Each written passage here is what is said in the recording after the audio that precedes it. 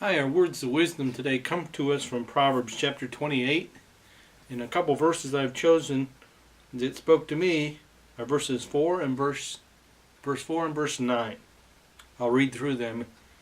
Verse 4 says, "They that forsake the law praise the wicked, but such as keep the law contend with them."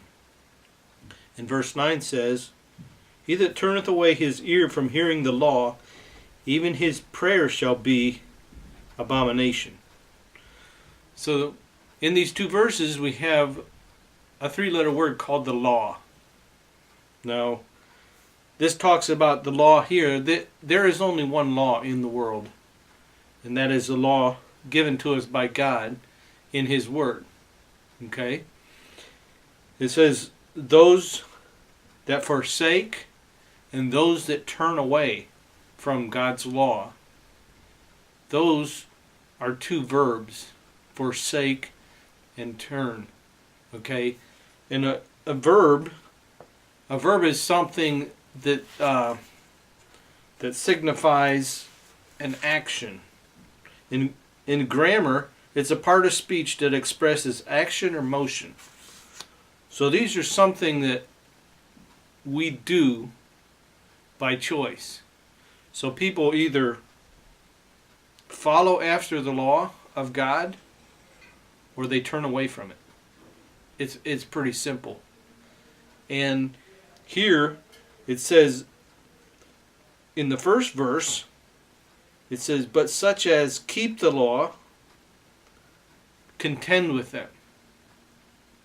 Our duty as a Christian is to contend with those people that have forsaken the law and have turned away from it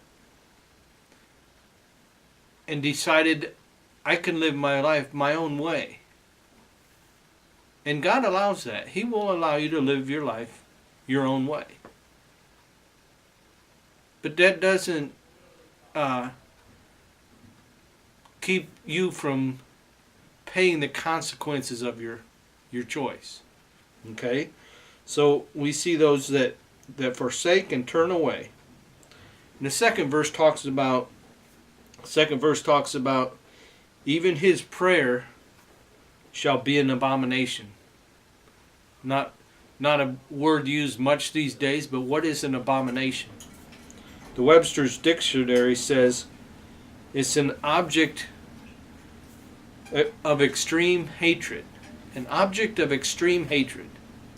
That means God pictures that person who turns away and forsakes. He sees their prayers as an abomination. He hates them. The person is a hypocrite. They won't follow the law, but then they go to pray to God. How many of us know people that when they get in trouble, the first thing they do is pray, but the rest of the time they don't?